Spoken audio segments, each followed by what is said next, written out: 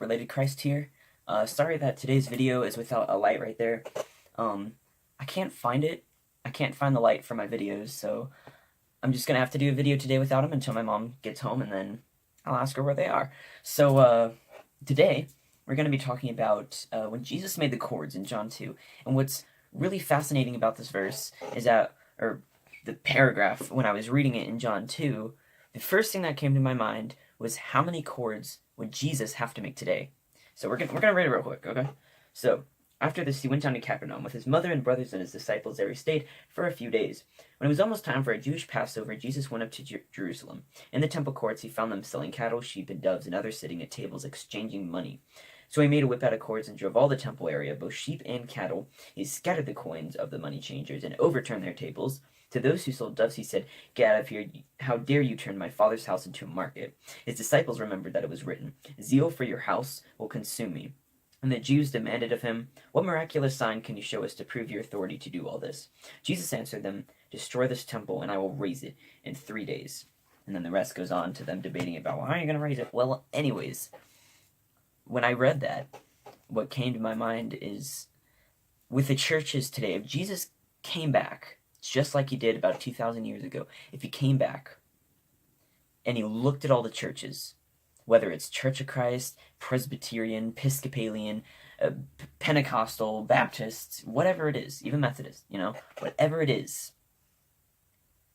when Jesus, if Jesus came back, would he look at your church and go, "I'm going to make a whip, and I'm going to drive him out, because you don't do that to my Father's house"? Are we playing church games in our church?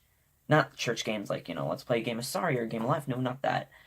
It's the church games as in the hypocrites and the unloving and the strife in between people in the church. Like, if Jesus came back, how would it look?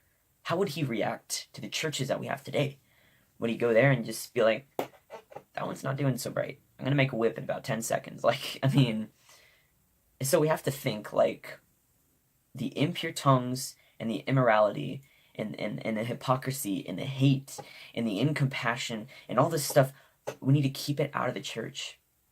Because the more sin that is induced into the church, the more that the title House of God will dissolve into an obliterate dark mess. I mean, and so we have to keep in our minds that even outside of the church and inside of the church, we need to put God first. And the message of Christ, that needs to come first. The message of love, that needs to come first. But as long as we're making inappropriate jokes and cussing and being hypocrites and hating on people, just really bad-mouthing, what kind of church is that? We need to make it Christ-worthy. We need to make our churches really authentic, profound churches that take up their cross, that are willing to surrender, that have ultimate faith. Those churches. Not the ones that are reading a prayer out of a book. The churches that God is already in their hearts. All their passions, everything is from God. That's the churches that Jesus is looking for. So that's my epiphany. That's my message today. Comment down below if I missed anything or if I said something a little wrong. And stay tuned. Subscribe. Whatever you want.